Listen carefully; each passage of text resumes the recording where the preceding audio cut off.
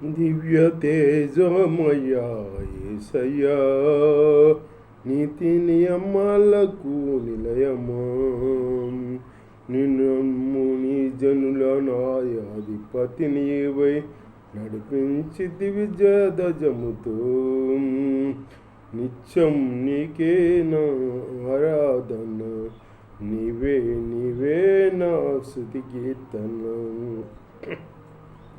దివ్య తేజోమయ్యా యేసయ్యా, నీతి నియమాలకు నిలయమా,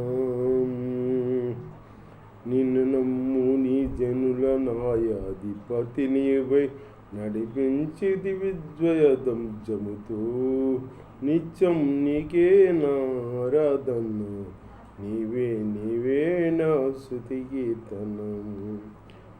నీ వాక్యమే నన్ను బ్రతికించను, బాధలలో నెమ్మదినిచ్చి గొప్ప ఆదరణ కలిగించే నాలో. నీ వాక్యమే నన్ను బ్రతికించను, నా బాధలలో నెమ్మదినిచ్చి గొప్ప ఆదరణ కలిగించే నాలో. మొన్నైనది మొన్నైపోవునని నన్ను జీవాత్మతో నింపి నీవు నీ రూపుగా నన్ను మార్చినావు. నిత్యం నీతో నడుపుటకు నీవు నాతో ఉన్నావు. నిత్యం నీతో నడుపుటకు నీవు నాతో ఉన్నావు. నిత్యం నీకే నా ఆరాధన, నీవే నీవే నా స్తుతి కీర్తన. దివ్య తేజమయ్యా యేసయ్యా, నీతి నియమాలకు నిలయమా, నిన్నమ్ము నీ జనుల న్యాయాధిపతి నీవై నడిపించి విజయధ్వజంతో నిత్యం నీకే నా ఆరాధన, నీవే నీవే నా స్తుతి కీర్తన. దేవుని స్తోత్రం. మీ అందరికీ వందనాలు. దేవుని మాటలిందాం కుసేపు సార్. దేవుడు చెబుతున్నాడా, దేవుణ్ణి అట్టుకుని జీవిస్తే మనం ఏ అపాయం అత్తుకు రాదన్నమాట. దేవుణ్ణి అత్తుకొని జీవించాలి. దేవుణ్ణి అత్తుకొని జీవించాలంటే ఆయన్ని కౌగిలించుకోవటమని కాదు, ఆయన వాక్యాన్ని మనం అత్తుకొని జీవించాలి. ఇష్టం చదవాలి. వాక్యం చదువుతున్నావా నువ్వు? చదవాలి. 3 పూట్ల చదవాలి. ప్రార్థన చెయ్యాలి. ఆయనతో సహజీవన చేసుకోవాలి. అంతేకాని లోకంతో ఉండకూడదు. లోకంతో మనం ఉండకూడదు. మనం ఆత్మీయంగా ఉండాలి. ఆయన హత్తుకొని జీవించామంటే నేటి వరకు సజీవుడినై ఉన్నాను. ఆయన హత్తుకొని జీవించబట్టి నేటి వరకు సజీవుడినై ఉన్నాను అని చెబుతున్నాడు భక్తుడు. అట్లాగే ఆయన హత్తుకొని జీవించాలన్నమాట. ఒకటి ఆయన హత్తుకోవాలి. ఆయన్ని మనం కనపరిచే బిడ్డలుగా ఉండాలి. ఆయన కొనియాడే బిడ్డలుగా ఉండాలి. ఆయన మహిమపరిచే బిడ్డలుగా ఉండాలన్నమాట. ఆయనతో సహజీవనం చేసుకుంటూ ఆయనలో మనం ముందుకు సాగాలి. ఆయన ఉపకారాలు పొందుకుంటూ జీవించవచ్చు. యథార్థవంతుల్ని దేవుడు దీవిస్తాడనమాట. నువ్వు యథార్థంగా ఉంటే చాలు. యథార్థం ఉండాలి. ఉంటే నీతో ఉంటాడు దేవుడు. యథార్థవంతుల్ని దీవిస్తాడు. అనీతిమంతుల్ని దీవించడు. అనీతిమంతుల్ని చెడ్డవారిని నా వర్ణించుకోండి అంటాడు అనమాట. దేవుడే మనల్ని రక్షిస్తాకి ఎక్కడికైనా రాగల శక్తిమంతుడు. కానీ మనం ఆయనకి నిర్దోషంగా కనపడాలి. మన యథార్థంగా కనపడాలి. మన జీవితం యథార్థంగా ఉండాలి. యథార్థంగా ఉంటే నువ్వు ఎక్కడున్నా నిన్ను వచ్చి రక్షిస్తాడనమాట. నువ్వు నీతిమంతుడిగా ఉన్నావనుకో, యథార్థమంతులుగా ఉన్నావనుకో, నిన్ను వచ్చి ఆయన రక్షిస్తాడనమాట. మనం వెళ్ళక్కర్లా, ఆయనే వెతికి వచ్చి రక్షిస్తాడనమాట. అంత గొప్ప దేవుడు, మనల్ని రక్షించే దేవుడు.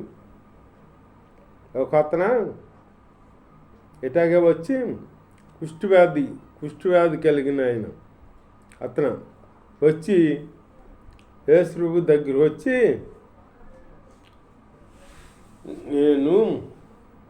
నా కుష్ఠవ్యాధి నీకు ఇష్టమైతే నన్ను శుద్ధినిగా చేయమంటున్నాడు అనమాట. వచ్చి మోకాళ్ళుని నీకు ఇష్టమైతే నన్ను శుద్ధినిగా చేయమంటున్నాడు అనమాట.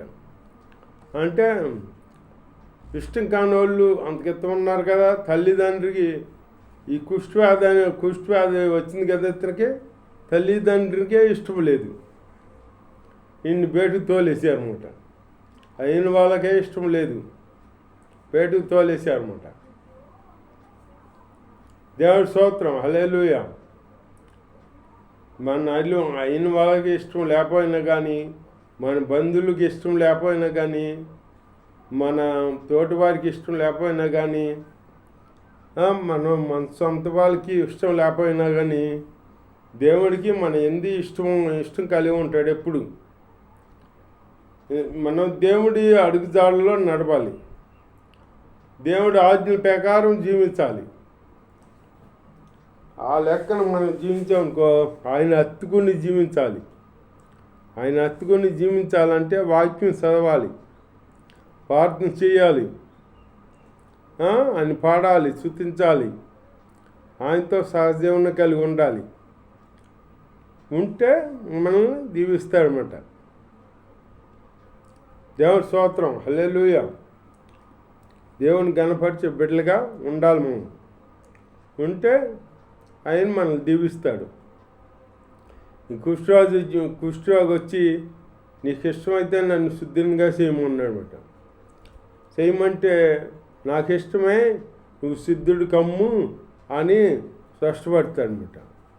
అప్పుడు శుద్ధుడయ్యి ఇంటికి వెళ్తాడనమాట. మనల్ని స్వస్థపడతాం ఆయనకి ఇష్టమే.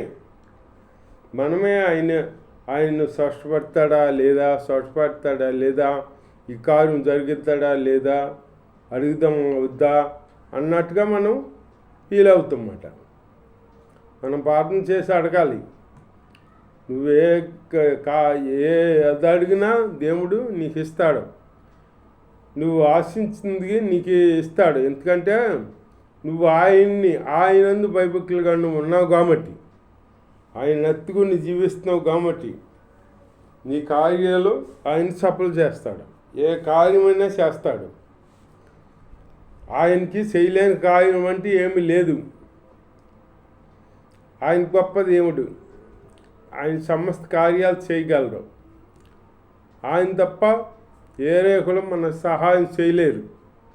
ఎందుకంటే నిజమేమో సృష్టికర్త ఆయన గనక ఆయన్ని మనం పరిపూర్ణంగా ఆనుకుని జీవిస్తూ ఆయన ఆశీర్వాదం పొందుకోవాలి. అంతేగాని మనం వ్యర్థంగా జీవించకూడదు. చర్చిలో ఒక వేస్తాం, ఇంటికాడ ఒక వేస్తాం, ఊళ్ళో ఒక వేస్తాం, అట్లా వేయకూడదు. మనం వేసాలు వేసే బిడ్డలుగా ఉండకూడదు. వేసాలు వేసేది ఎవరో బతుకు తెరువుకి వేసాలు వేస్తారు. ఒక అతనంట సర్కస్ నడిపించుకుంటున్నాడంట. అందులో పులి ఉందంట. పులి నేర్పాడంట విద్య. ఆ పులి అంటే మరి ముసలి అయిపోయి చనిపోయింది. చనిపోయేటప్పటికి ఇక వ్యాపారం ఆగిపోయింది. ఆగిపోయేటప్పటికి ఎవరు వస్తలే సోతకి పుల్లి పోయేటప్పటికి. అప్పటికి ఒక అతను తింటాకి తినలేక, గడితకేమి లేక, పనికాడు లేక వీళ్ళ దగ్గర వచ్చాడంట. వీళ్ళ దగ్గర వచ్చి, నాకు ఏదన్నా పళ్ళు ఇంపించండి బాబు, నేను చేస్తాను, నాకు తింటాకి ఏమి లేదు అని అంటే, ఎలవయ్య బాబు, మేము అసలు ఇబ్బందులు సమస్యలో ఉన్నాము, మమ్మల్ని వచ్చి అడుగుతున్నావా అంటే ఈయన అంటే ఏ పని అయినా చేస్తానయ్యా నేను అని అంటే, ఏ పని అయినా చేస్తావా అని అలా ఆలోచించుకుని పులిసి వచ్చిపోయింది కదా, ఆ పులి చర్మం అంతా తీసి ఒకసారి పెట్టారన్నమాట. ఈ పులి చర్మం తీసి పెట్టాము. ఈ పులి వేసం వేసుకో నువ్వు. ఈ జూకి అందరూ వస్తారు సోతకి, ఆ పులిని సోతగా వస్తారు. ఆ పులి ఉంటే అందరూ వచ్చేవాళ్ళు, ఇప్పుడు ఎవరు రావట్లా. మరి నువ్వు ఎట్లా చేస్తావో ఏం చేస్తావో తెలీదు, మళ్ళీ అందరూ వచ్చేదాకట్టు నువ్వు చెయ్యాలి అని అన్నారంట. అని అనేది దేవస్తోత్రం సర్లే అని ఒప్పుకున్నాడంట. ఆ పులి యాసం వేసుకున్నాడంట. వేసుకుంటే చక్క ఆ పులి ఎట్లా పిల్లల్ని వాళ్ళని వీళ్ళని నవ్వించేదో అంతకన్నా ఎక్కువగా నవ్వుతున్నాడంట ఇతను. అంతకన్నా ఎక్కువగా ఆయన ఆడుతున్నాడంట. ఆట ఎట్ట వచ్చిందో వాళ్ళు చక్క ఆడుతా 3 మంది వచ్చేస్తున్నారంట. వచ్చేస్తుంటే ఈ వ్యాపారం పెరిగిపోయింది అన్నమాట. పెరిగిపోయేటప్పటికి ఇతను ఆడుతూ తట్టుకోలేక ఆ పక్కనున్న జూలోకి పడ్డాడంట. ఈ పక్కన ఉంది ఆ జూ, ఇంకో పక్కన ఇంకో జూ ఉంది. ఆ జూలో పడ్డాడంట. ఎగిరి ఆనందం తట్టుకోలేక పడ్డాడంట. పట్టేటప్పటికి అందులో పులి ఉందంట. పులి ఉంటే గుండె ఆగిపోయిందంట. గుండె ఆగిపోయి అట్నే ఏం చేయాలరా బాబు అనుకున్నాడంట. మెల్లిగా పులి దగ్గరికి వచ్చి, నేను నీకు మెల్లి యాక్షన్ చేసేవాడిని లేవయ్యా అన్నాడట. నేను యాక్షన్ చేసేవాడినే, నేను నిజమైన పులిని కాదు, నేను మనిషిని అని చెప్పి అన్నాడట. అప్పుడు ఊపిరి వచ్చింది. ఊపిరి వచ్చి అప్పుడు ఉంటూ ఉండగా అట్లాగే యాసాలు వేసే జీవితం కలిగి ఉంటారు. ఇప్పుడు విశ్వాసులు కొందరు యాసాలు వేసే జీవితం ఉండకూడదు. యాసాలు వేసే జీవితం ఎవరికే బతుకుదిరికి యాసాలు వేస్తారు. వాళ్ళకి సరిపోద్ది, అది మనకు సరిపోదు. మనం భక్తి చేసేవాళ్ళం. అందులో వేస్తదారిని క్షమించాడు దేవుడు.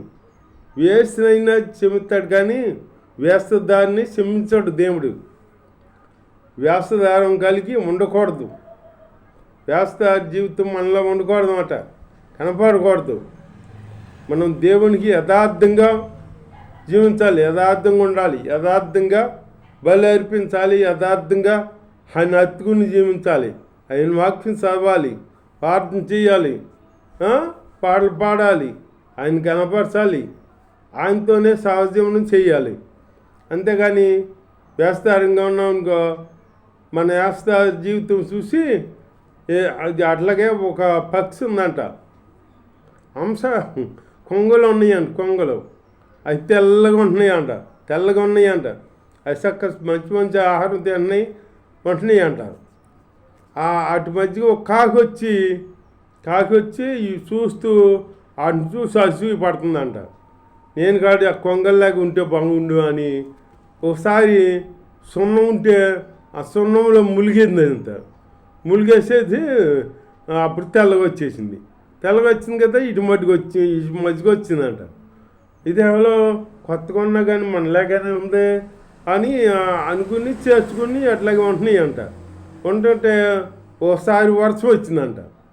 వర్షం వస్తే ఈ వ్యాసం సున్నము వేసుకుంది కదా ఒంటి మీద, ఈ సున్నం అంతా కరిగిపోయిందంట. సున్నం అంతా కరిగిపోయి ఇక అస్సలు రంగు బయటపడింది, కాకి రంగు బయటపడింది అన్నమాట. అట్లాగే మనం రంగులు వేసుకునే బిడ్డలు కాకుండా ఉండకూడదు. రంగులు పొంగులు మనం వేసుకోకూడదు, రంగు వేసుకోకూడదు. ఇప్పుడు చర్చికి వచ్చే వాళ్ళే వేసుకుంటే ఏంటో పేరుని లవ్లీ అంట, రంగులు వేసుకుంటారు. ఆ రంగులు మనం వేసుకోకూడదు, అవి వేసే బిడ్డలకు తగదు. అట్లాంటి జీవితం మనలో లేకుండా యథార్థ జీవితం జీవిస్తూ యేసయ్యని గణపరుచుకుంటూ యేసయ్య ఆశీర్వాదాలు పొందుకున్నాం. యేసయ్య ఈ వాక్యం దీవించుగాక.